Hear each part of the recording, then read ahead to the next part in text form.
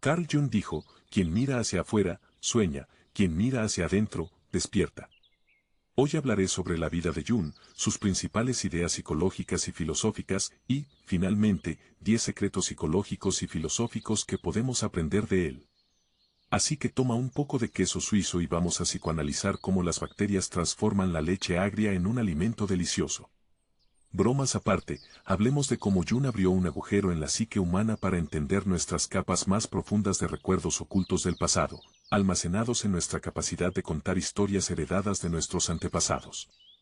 Carl Jung nació en 1875 en Suiza. Al igual que el padre de Friedrich Nietzsche, el padre de Jung era un pastor de la iglesia y su madre también provenía de una familia de clérigos religiosos. Mientras que su padre era un hombre digno, con inclinaciones académicas y severo, simbolizando la estabilidad, su madre sufría de depresión, veía fantasmas y pasaba tiempo en hospitales debido a enfermedades misteriosas. Por lo tanto, ella representaba el caos y la falta de confiabilidad durante su infancia. Como resultado, el pequeño Carl pasó largas horas solo y se volvió profundamente introvertido y solitario.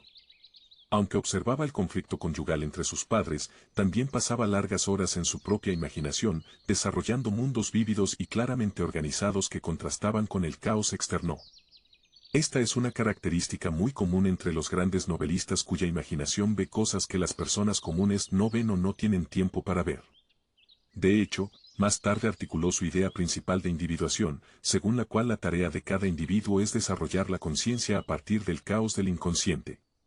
Una buena analogía sería un volcán que parece bellamente simétrico en la superficie, pero al mismo tiempo surge de las profundidades del caos. Por lo tanto, la individuación es un proceso similar en el cual una persona desarrolla su idea de sí misma a partir del caos de los recuerdos inconscientes que heredamos de nuestros antepasados. De niño, fue testigo de rituales y ceremonias religiosas debido a la participación de su propia familia. Por el lado materno, la familia estaba involucrada en actividades religiosas ocultistas. Él trazó un paralelo entre un niño haciendo manualidades y esas actividades religiosas u ocultas. Por ejemplo, creó una figura en la punta de un lápiz que recordaba a un tótem religioso, un símbolo de calma y confort.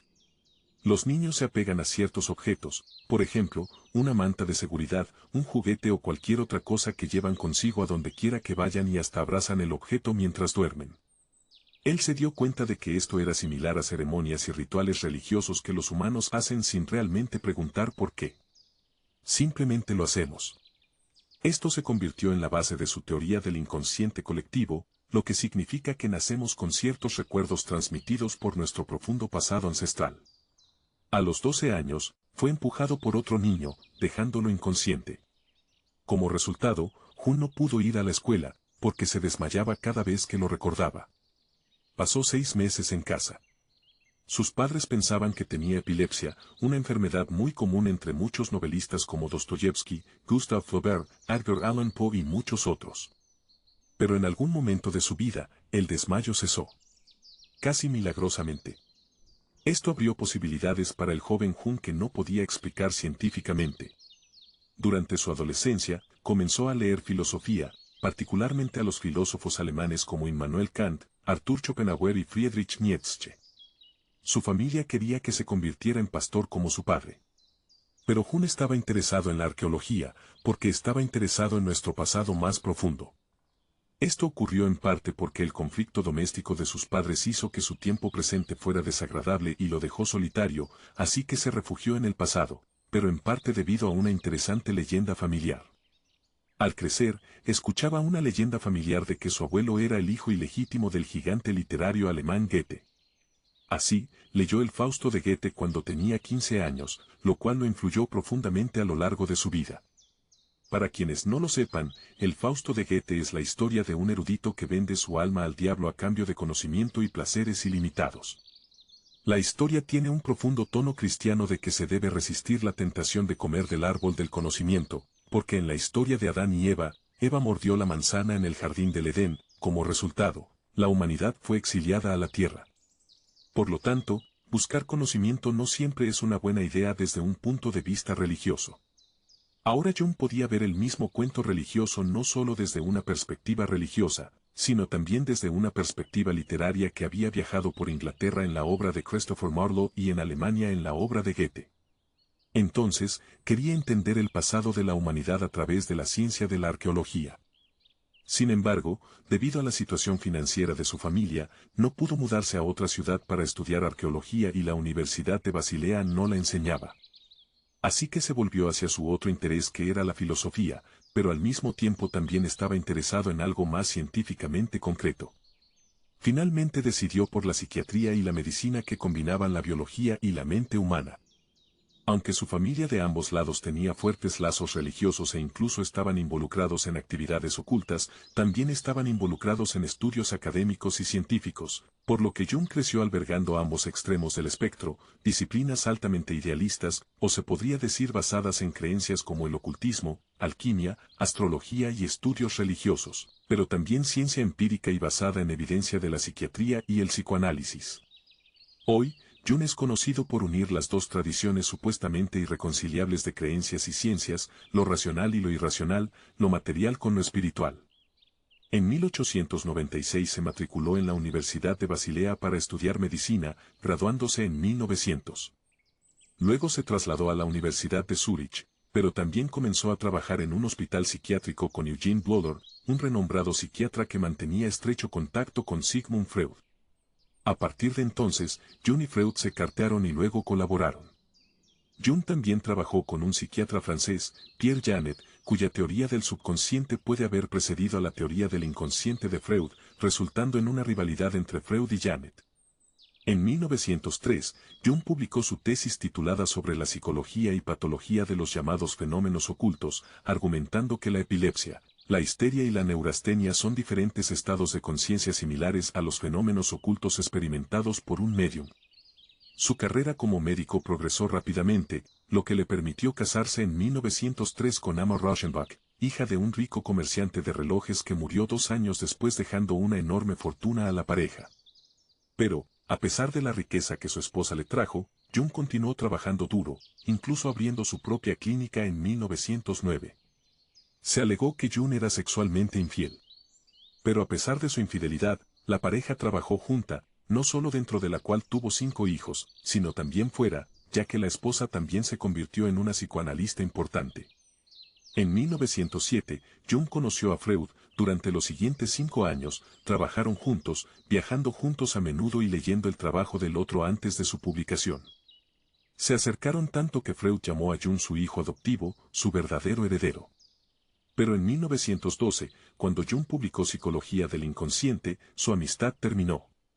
Freud creía que la libido, la energía psíquica asociada principalmente con el sexo, era la base del desarrollo de una persona. Jung, sin embargo, aunque creía que la libido era la energía psíquica asociada a deseos corporales incontrolados, como sexo, hambre, sed, sueño y necesidades emocionales, era el inconsciente colectivo, los recuerdos ancestrales pasados vitales en el desarrollo de una persona. Así, mientras Freud enfatizaba el sexo, Jung, por otro lado, enfatizaba que los recuerdos ancestrales pasados son vitales en la forma en que una persona desarrolla la personalidad. Para Freud, el inconsciente era como un depósito donde se guardan todas las emociones y deseos reprimidos, como un armario donde arrojas artículos no deseados en tu casa. Jung llamó a esto el inconsciente personal, pero había todo ese otro almacenamiento que él llamó inconsciente colectivo que Freud no pudo percibir ni tener en cuenta. Freud tampoco pudo ver el inconsciente como un depósito dinámico a medida que los recuerdos personales chocan con los recuerdos colectivos. En otras palabras, Freud se centró en el individuo mientras que Jung también enfatizó el bagaje histórico colectivo que todos llevamos dentro de nosotros. Jung analizó el propio inconsciente y lo dividió en dos, el personal y el colectivo, mientras que Freud lo veía solo como un reino estático. Como resultado, la psicología analítica de Jung se centra en la memoria colectiva del pasado distante y su situación actual, mientras que el psicoanálisis de Freud se centra principalmente en sus propios recuerdos, impulsos y emociones individuales del pasado que fueron reprimidos por usted. El resultado de la ruptura fue difícil para Jung, ya que todos los demás también terminaron con él debido a la influencia de Freud como el padre del psicoanálisis en ese momento.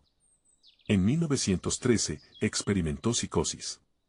Es importante tener en cuenta que tenía 38 años en ese momento, un periodo crucial en la vida de un hombre cuando lo que se considera una crisis de la mediana edad que muchos hombres experimentan. Siendo un hombre práctico y científico, escribió sus experiencias de alucinaciones que llamó Imaginación Activa en sus libros negros, una serie de cuadernos que se convirtieron en la base de su famoso Libro Rojo. En 1914, con el estallido de la Primera Guerra Mundial, Jung fue convocado como médico militar, pero también fue una buena distracción de su aislamiento después de ser condenado al ostracismo por Freud y sus amigos. Aunque Suiza era un país neutral, tuvo que lidiar con la entrada de soldados de ambos bandos en su territorio. Así que Jung estaba trabajando con soldados internados que estaban perdidos o habían huido del enemigo e incluso de su propio ejército. En 1921, publicó Tipos psicológicos, en los que discutió la introversión y la extroversión como tipos de personalidad. Durante las 4 décadas siguientes, continuó escribiendo y publicando libros mientras viajaba a muchas partes del mundo, incluyendo África y Asia, lo que solidificó su teoría del inconsciente colectivo. También dio conferencias en Europa y América. Como resultado, recibió amplio reconocimiento de universidades, incluidas las del Reino Unido y los Estados Unidos. Murió en 1961, a los 85 años. Hoy es considerado uno de los más grandes psiquiatras de todos los tiempos. Solo es superado por Freud en términos de importancia en el campo del psicoanálisis, pero su contribución es mucho más amplia que la de Freud, específicamente en los campos de la antropología, arqueología, literatura, filosofía, psicología y religión.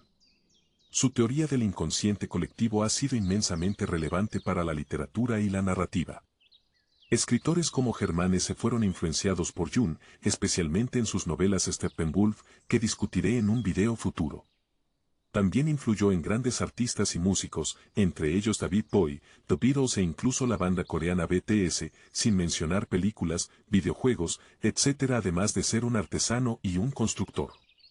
Por ejemplo, en la década de 1920 construyó The Ballengen Tower, un pequeño castillo, donde viviría algunos meses cada año, como una especie de retiro similar a la cabaña de Ideker dentro de la Selva Negra para aislarse y conectarse con la naturaleza.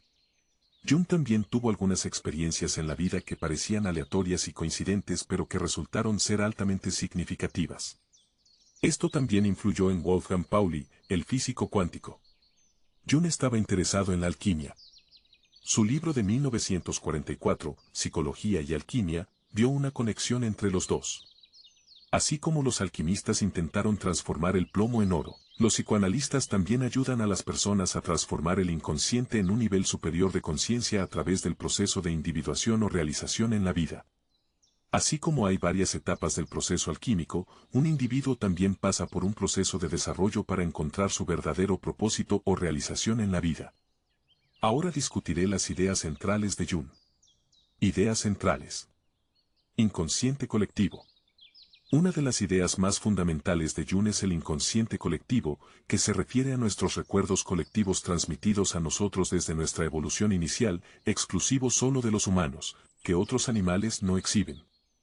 Mientras que biólogos y científicos argumentan que todos tenemos instintos universales entre todas las especies animales, como nuestros instintos de supervivencia como hambre y seguridad, así como el instinto reproductivo del deseo sexual, Jung argumenta que el inconsciente colectivo es muy específico para los humanos. Por inconsciente colectivo, Jung se refería a nuestros recuerdos culturales universales, como mitos y personajes con los que podemos resonar y entender fácilmente. Por ejemplo, no importa dónde hayas nacido, puedes reconocer personajes dentro de una historia como el héroe o el villano o incluso arquetipos más específicos que discutiré más adelante. Esta idea de inconsciente colectivo probablemente se remonta a Platón, quien argumentó que quien o lo que existe en el mundo real son las muchas manifestaciones o meras sombras de una forma ideal. En otras palabras, el mundo en esencia no es solo un mundo material, sino también un mundo de ideas o espíritu o forma, como él lo llamó. Tenemos un cuerpo como hardware que es diferente para diferentes personas debido al tamaño, la edad y la altura, pero todos estamos equipados con un cierto nivel de software que nos hace responder a mitos y leyendas casi de la misma manera. Quizás una analogía burda sería esta. Nuestra composición biológica es nuestro hardware. Y nuestros instintos por comida y sexo son como una placa base cosida en nuestra biología como un sistema operativo. Y nuestra psicología es nuestro software que según el psicoanálisis se divide en dos secciones, el consciente que es la punta del iceberg y el inconsciente que está escondido de nosotros. Mientras Freud se interesaba en la psicología individual, en lo que sucedía dentro de su subconsciente, su infancia y sus luchas internas, Jung miraba hacia afuera. Estaba interesado en las similitudes que todos tenemos, a pesar de nuestras diferencias culturales o religiosas. En otras palabras, existen ciertos mitos y símbolos similares que todos los humanos comparten, independientemente de sus orígenes culturales. Mientras que tus propias experiencias de la infancia se almacenan en tu propia memoria individual, los mitos y símbolos comunes se almacenan en lo que él llamó memoria colectiva, como parte de una conciencia colectiva. Estos recuerdos colectivos no son el resultado de nuestras propias experiencias individuales, sino heredados de nuestros antepasados lejanos que se transmiten de generación en generación. A pesar de la ligera variación, estos mitos y símbolos son más o menos los mismos en todas las culturas. En otras palabras, gran parte de nuestra psique o mente consciente está llena de los recuerdos de nuestros antepasados. Así como Freud proporcionó los sueños como prueba de la existencia del inconsciente, Jung también usó los sueños como prueba del inconsciente colectivo. En otras palabras, nuestros sueños son como ventanas a nuestros recuerdos colectivos del pasado, ya sea de los primeros humanos o incluso de los simios que vivían en árboles o incluso más lejos en el pasado. Los sueños son como puentes entre la mente consciente y la mente inconsciente. Por ejemplo, el sueño de caer de un lugar alto puede incluso llevarnos de regreso a antepasados simiescos que vivían en árboles. Para entender realmente la teoría de Jung, podemos analizarla a través de la filosofía. El gigante griego, Platón pensaba que todo lo que existe en el mundo físico son meras sombras de la forma que solo existe en la mente. En otras palabras, la mente es primaria y el mundo exterior es una mera sombra de esa mente. Más tarde, en los siglos XVII y XVIII, en Europa, los racionalistas creían que los humanos tenían un conocimiento innato del mundo. A medida que los bebés crecen, ese conocimiento innato simplemente se desarrolla para que entendamos el mundo. La teoría del inconsciente colectivo de Carl Jung es algo similar. Heredamos la mayoría de nuestros recuerdos y arquetipos inconscientes de nuestros antepasados. En otras palabras, la mayor parte de nuestra mente consciente está premontada o preinstalada. Una buena analogía es una mesa de IKEA. Está todo listo, pero solo necesita juntar las cosas. Conéctalas juntas. Es lo mismo con nuestros mitos e historias. Mientras leemos una novela o vemos una película, seguimos uniendo los puntos. A medida que crecemos, simplemente revelamos estos recuerdos para dar sentido a nuestras experiencias personales y construir una personalidad propia en el mundo. En otras palabras, la mayor parte de nuestra psicología nos es dada al nacer. A medida que crecemos, esta psicología simplemente se revela en nuestro inconsciente para guiarnos en la vida. Para bien o para mal, la psique heredada, o el inconsciente colectivo, determina muchas de nuestras creencias, experiencias, emociones y motivaciones. La única forma de salir de esta prisión es conocerla. Jung dijo, al comprender el inconsciente, nos liberamos de su dominio. Carl Jung así, para resumir, mientras Freud argumentó que el inconsciente, que incluye recuerdos recopilados, traumas, emociones reprimidas de nuestra infancia, determina la mayor parte de nuestro comportamiento y experiencias en la vida, Jung fue un paso más allá, diciendo que no solo son nuestros propios recuerdos inconscientes, sino también los recuerdos inconscientes colectivos que heredamos de nuestros antepasados. Por lo tanto, el inconsciente no es solo tuyo, sino también de aquellos que vinieron antes que nosotros. Arquetipos. En nuestro inconsciente colectivo existen símbolos y mitos presentes en todas las culturas. Jung llamó a estos símbolos y mitos arquetipos que se moldean dentro de nosotros antes de nuestro nacimiento. Arquetipo, derivado de la arqueología, se refiere a un artefacto cultural, restos arcaicos o imágenes primordiales fosilizadas en nuestra mente inconsciente encontradas entre personas de todas las culturas, transmitidas por nuestros antepasados comunes más antiguos, tal vez los primeros Homo sapiens, y, por lo tanto, universales entre los humanos. Estos arquetipos son personajes repetidos presentes en todas las religiones, mitologías, arte, literatura, como cuentos de hadas, así como épicos e historias. En otras palabras, los arquetipos son como modelos para entender nuestras propias experiencias en la vida. Por ejemplo, escuchamos una historia, subconscientemente nos comparamos con esos personajes y arquetipos. Pero, curiosamente, no somos conscientes de que se nos dan. En otras palabras, no somos conscientes de estos arquetipos. A menudo los consideramos algo naturalmente nuestro. Así como tus genes se transmiten a ti a través de tus antepasados como tu hardware, estos recuerdos también son como tu software. Si tu ADN es la memoria de tus genes, los arquetipos son tus recuerdos culturales colectivos.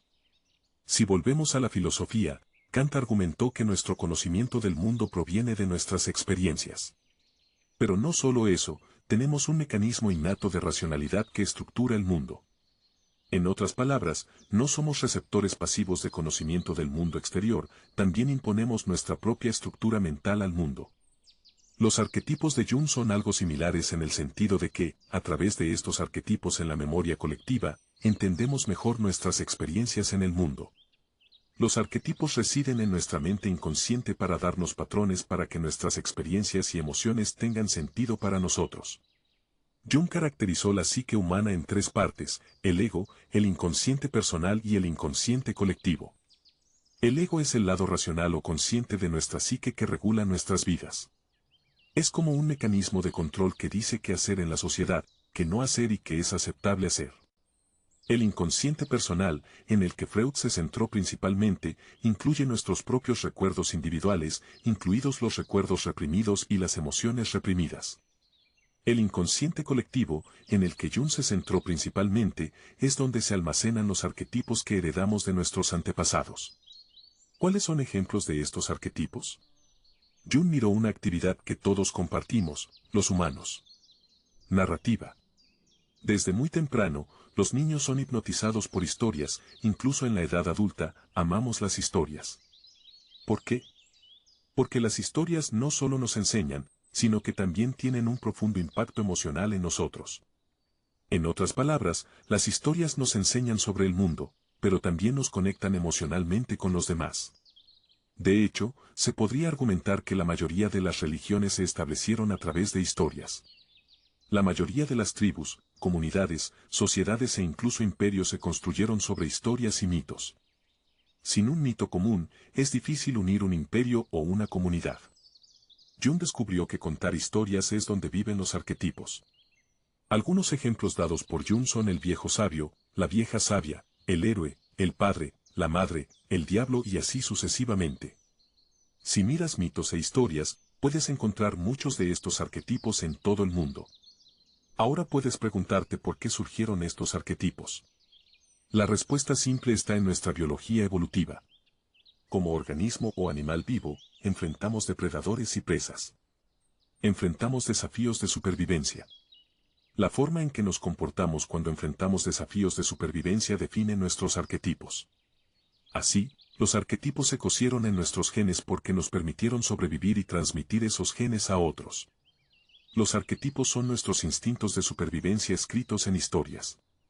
Esto hace que las historias sean extremadamente poderosas en nuestra historia evolutiva porque una persona puede sobrevivir a través de su propia astucia o ingenio, pero una comunidad necesita un pegamento para unir a todos sus miembros.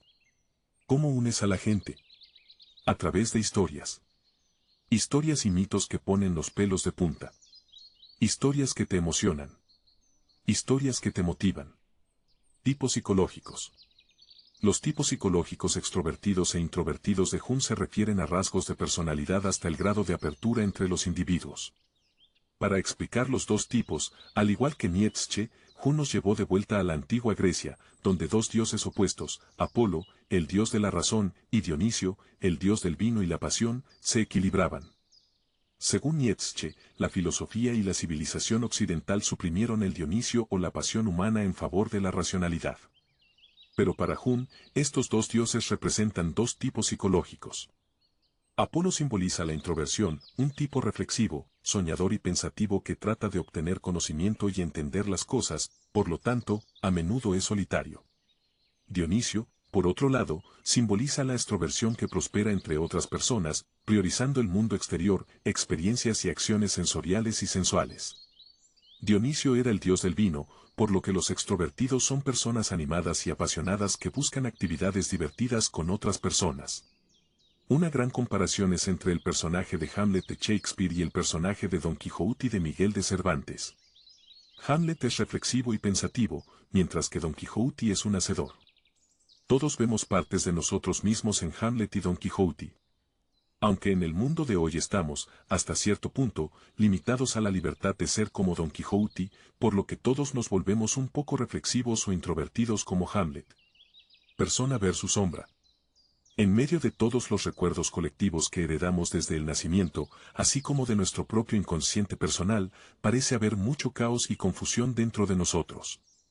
Jung presenta su idea de persona, que tanto puede significar personalidad como máscara, para decirnos que no somos pasivos con los recuerdos en nuestro inconsciente personal y colectivo.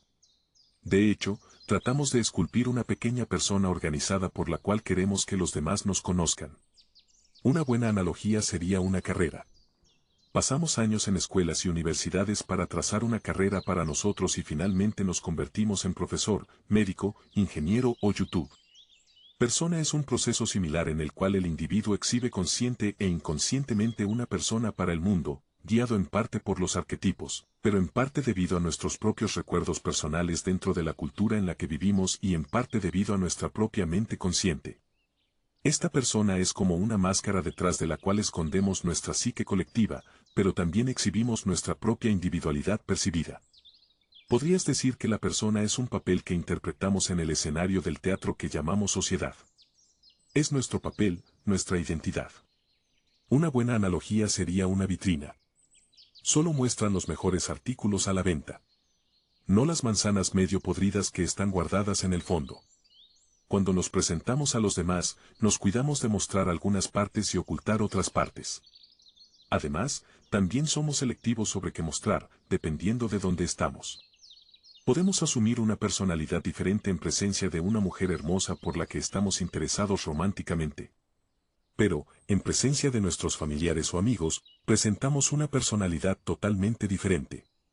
Lo mismo cuando vamos a una entrevista de trabajo. Los japoneses tienen un concepto llamado Onei Tatemae. Onei significa tu verdadero yo o el que muestras dentro de tu propia casa. Tatemae, literalmente significa fuera de casa, es una persona que muestras a los demás. Son muy diferentes. Por lo tanto, para Jung, este yo público es nuestro propio arquetipo individual, que él llama persona. Por supuesto, la persona no es totalmente consciente, es principalmente inconsciente. Pero también está la parte que no queremos que el mundo sepa. Jung llama a esto sombra, que es lo opuesto a la persona. Por ejemplo, nuestras debilidades, deficiencias, impulsos e instintos que permanecen en la oscuridad y hacemos todo lo posible para esconderlos de los demás. Estos son nuestros secretos e impulsos o pensamientos reprimidos que son inaceptables en nuestro entorno social debido a valores y normas religiosas o sociales, pero también estos rasgos entran en conflicto con nuestros propios valores y normas personales. Un buen ejemplo de la sombra en la narrativa sería el diablo. Tendemos a asociar la sombra con los demás y rara vez con nosotros mismos. Los malos siempre son otra persona y rara vez nosotros mismos. En Crimen y Castigo, de Dostoyevsky, queramos o no, simpatizamos con Raskolnikov, un asesino a sangre fría, no porque nos guste, sino porque tenemos esa sombra negra dentro de nosotros. Dada la hora y el lugar adecuados, puede salir. Entonces Dostoyevsky entendió la oscuridad que todos tenemos dentro de nosotros. No importa cuán santo pienses que eres, también tienes al diablo dentro de ti. En medio de todos estos arquetipos, Jung argumentó que el objetivo final de nuestra vida es realizar el verdadero yo, que es el arquetipo más importante. Martin Heidegger llamó a esto autenticidad, que argumentó que se puede lograr si realmente entendemos y aceptamos la muerte como una condición necesaria de la vida. Para Jung, encontrar el verdadero yo requiere mucho trabajo, al igual que en el hinduismo, solo se logra buscándolo conscientemente. Esta jornada la llamó individuación, el proceso y también el objetivo final de un desarrollo personal en el cual un individuo reconcilia lo consciente con lo inconsciente. Es un poco similar al viaje de un héroe en el que el héroe tiene que sacrificar cosas menores en la vida para convertirse en alguien más grande que él o ella misma. Aunque para la mayoría de las personas esto viene de la experiencia de vida a medida que maduramos y ganamos sabiduría, también puede suceder a través de nuestra propia intervención y autorreflexión. Para hacer esto, tenemos que mirar a nuestro yo inconsciente, más profundamente dentro de nosotros, y entender nuestros impulsos, emociones y recuerdos ancestrales más profundos. En otras palabras, el objetivo es equilibrar la persona con la sombra, donde ninguno de los dos tenga control total sobre nosotros. El intento de reconocer y aceptar lo inconsciente y lo consciente. Esto es muy similar a la idea taoísta de yin y yang equilibrándose, lo que incidentalmente influyó bastante en Jung femenino versus masculino. Dos de los arquetipos más importantes, según Jung, son el anima, la parte femenina de la psicología masculina, y el animes, el aspecto masculino de la psicología femenina. Según él, a nivel inconsciente, los hombres tienen el arquetipo femenino y las mujeres tienen el arquetipo masculino dentro de sí mismos. En otras palabras, todos tenemos dos personalidades, el papel de género consciente y el arquetipo inconsciente. ¿Por qué? La respuesta simple es para ayudarnos a entender y lidiar con el sexo opuesto. Por ejemplo, el arquetipo femenino inconsciente permite que los hombres sean suaves y comprendan las emociones y simpaticen con los demás, mientras que el arquetipo masculino inconsciente ayuda a las mujeres a ser fuertes y más orientadas a objetivos o resultados. Para Jung, reconocer nuestro arquetipo inconsciente interior no significa que debamos confundir nuestros roles de género, sino aumentar nuestra capacidad para lidiar con el otro género. Un hombre debe reconocer el ánima simpática y suave interior, pero seguir siendo una figura masculina, mientras que una mujer debe reconocer el ánima fuerte y orientado a objetivos, pero también seguir siendo femenina. Ahora discutiré 10 lecciones que podemos aprender de la vida y los escritos de Carl Junio de 2010 lecciones. Lección 1. No te limites a una disciplina o creencia. La intuición no denota algo contrario a la razón, sino algo fuera del dominio de la razón. Carl Jung.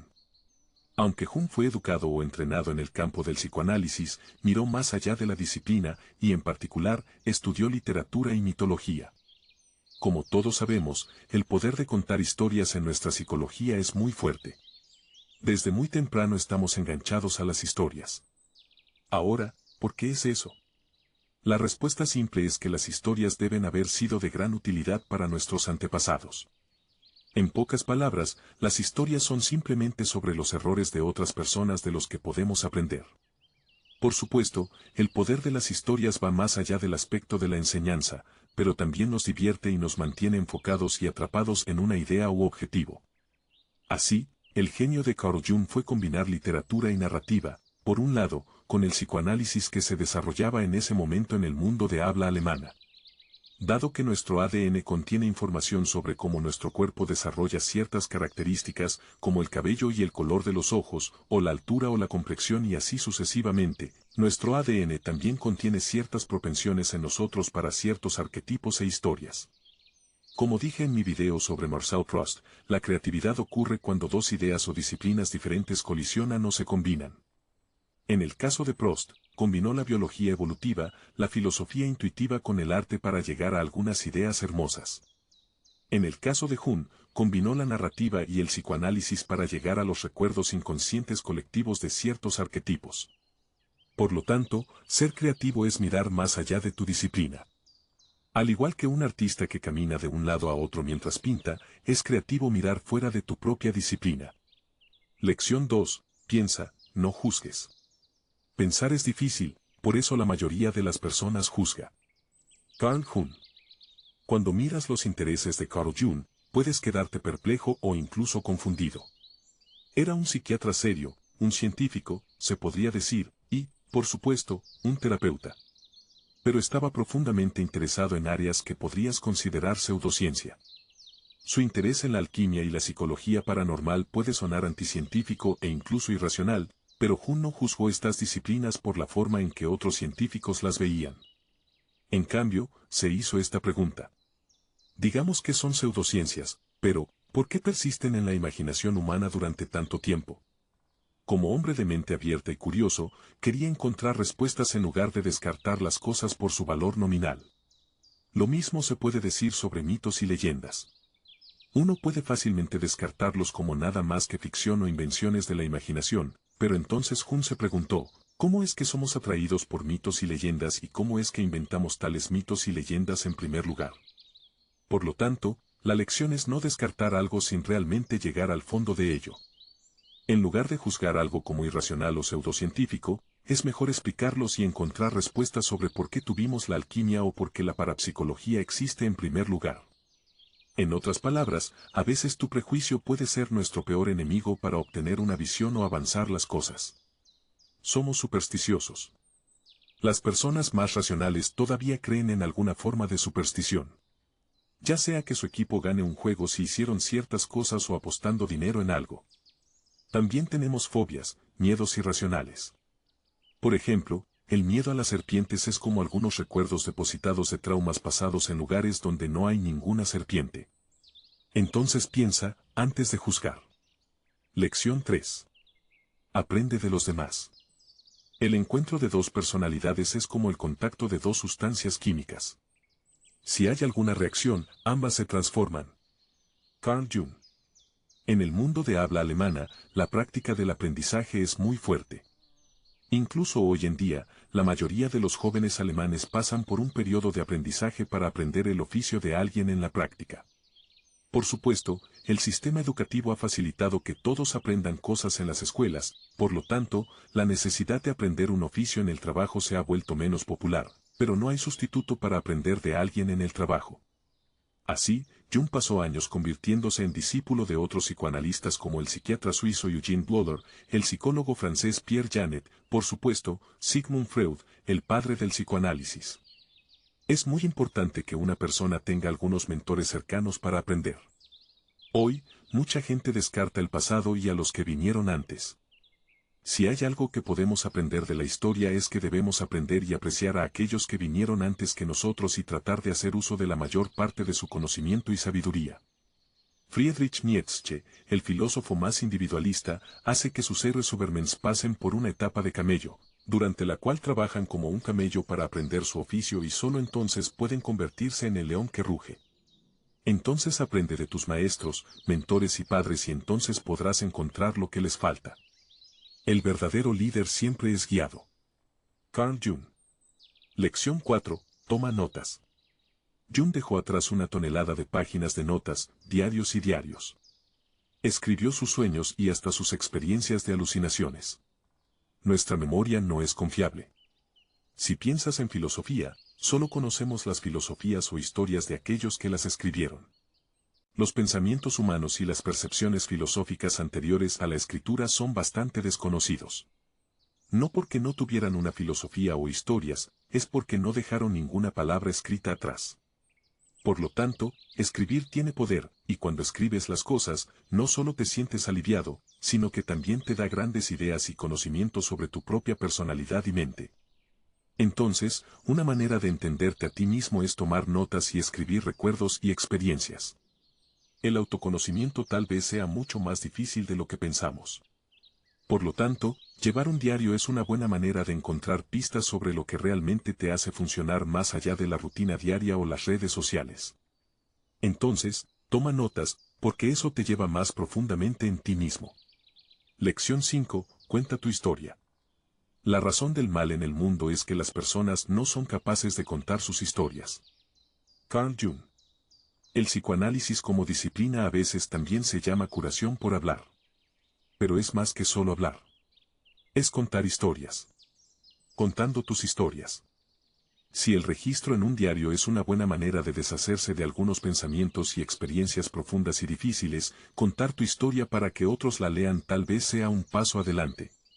Ahora estás escribiendo para una audiencia. Estás formulando tus pensamientos en un cuento coherente.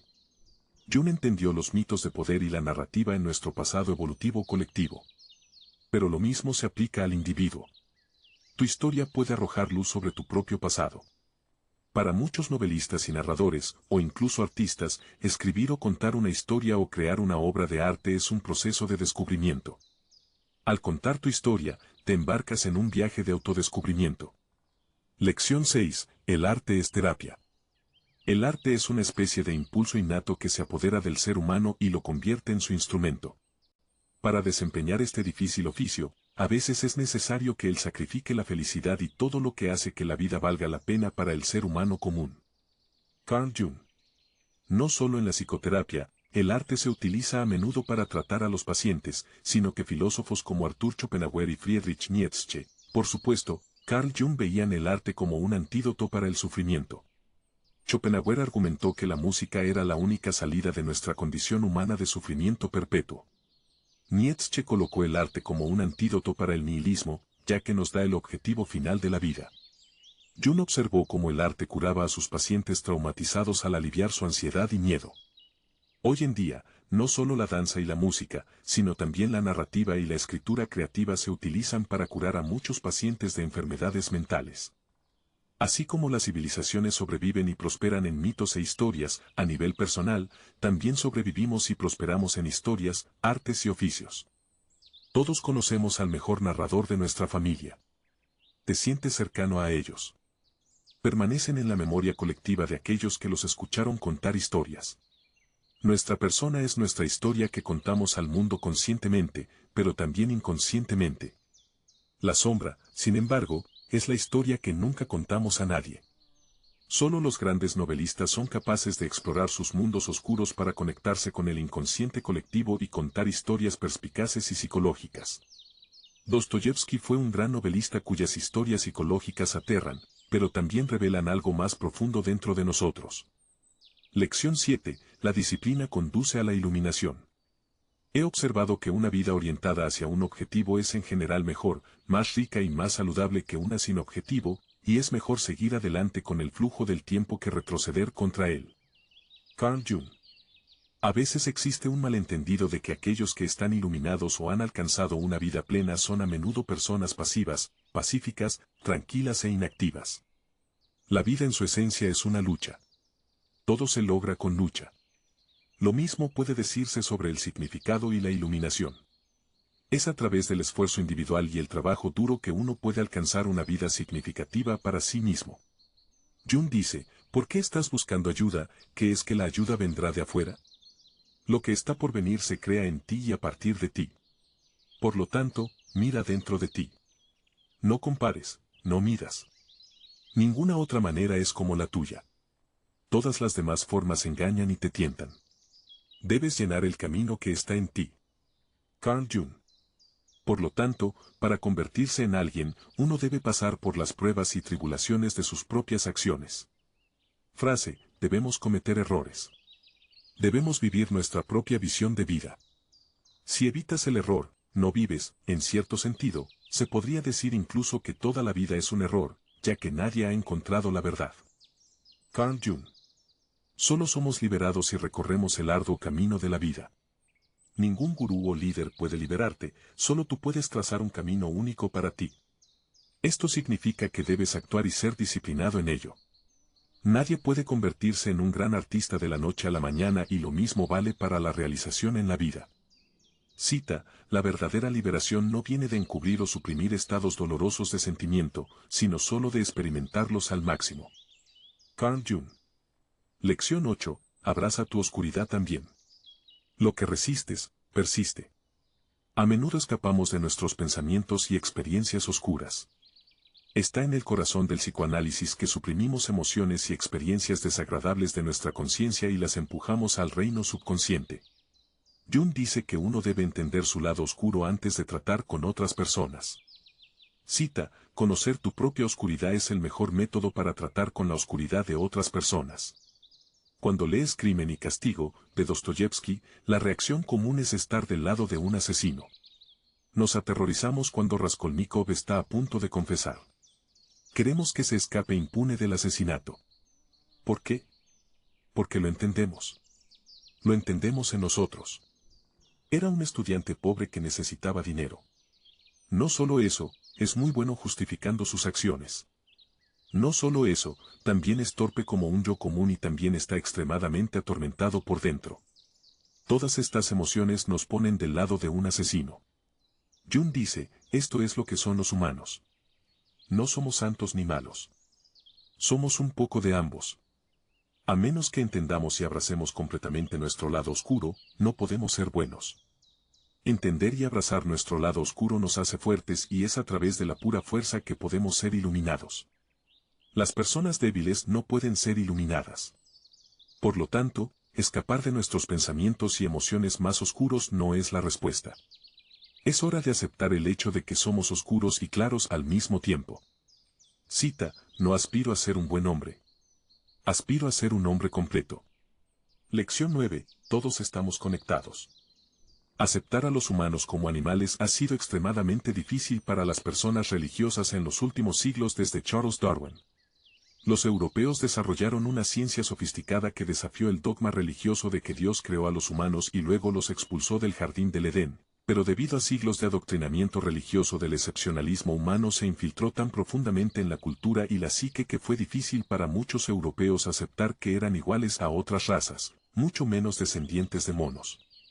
De ahí el intento de Jung de encontrar un eslabón perdido entre todos los humanos, no a nivel biológico porque los biólogos ya lo habían aceptado, sino también a nivel mitológico. Por lo tanto, su teoría del inconsciente colectivo de que todos compartimos las mismas historias y mitos, independientemente de nuestra cultura, demostró que los humanos provienen de antepasados comunes. Por lo tanto, esto conectó a todos los humanos a nivel psicológico. Ahora no podríamos decir que una raza era mejor que la otra o que Dios favorecía una raza sobre la otra. En otras palabras, el término conexión humana es real y profundamente psicológico. Lección 10. La productividad es tan importante como la creatividad. Una de las principales críticas contra Carl Jung es que se centró demasiado en los problemas humanos internos y menos en las luchas externas, como sobrevivir en el mundo real. En otras palabras, Jung se centró en los tipos creativos, los artistas, novelistas, músicos, etc., ignorando los tipos productivos. En la sociedad, necesitamos ambos. Las personas creativas presentan grandes ideas, invenciones y soluciones a problemas, pero, en última instancia, son las personas productivas las que hacen que las cosas sucedan o logren algo y hagan el trabajo. Por lo tanto, esto también se aplica a un individuo. Si solo nos concentramos en ser una mente creativa y no hacer algo con esa creatividad, es una pérdida de tiempo. Por lo tanto, el truco no es solo ser un genio creativo, sino también alguien que transforma esa creatividad en algo. Carl Jung pasó años y años escribiendo sus ideas y teorías. Estoy seguro de que hubo personas que pueden haber tenido ideas similares, pero solo conocemos esas ideas si alguien se tomó la molestia de escribir libros, publicar artículos y realizar investigaciones. Lo mismo contigo. Si quieres convertirte en escritor, debes escribir. Si quieres ser un youtuber, debes hacer vídeos. Por lo tanto, un buen equilibrio entre creatividad y productividad conduce al éxito. Te dejaré con esta cita. El hecho es que cada persona tiene que hacer algo diferente, algo que es exclusivamente suyo. A medida que exploramos la fascinante vida y obra de Carl Jung, es imposible no maravillarse con la profundidad de sus ideas y el impacto duradero que han tenido en la psicología y en diversas otras disciplinas. Jung nos enseñó que para entender verdaderamente la psique humana, necesitamos mirar hacia adentro, explorar nuestros sueños, reconocer nuestros arquetipos y aceptar tanto nuestra luz como nuestra sombra. Sus conceptos de inconsciente colectivo e individuación no solo nos ofrecen una visión más amplia de quiénes somos, sino que también nos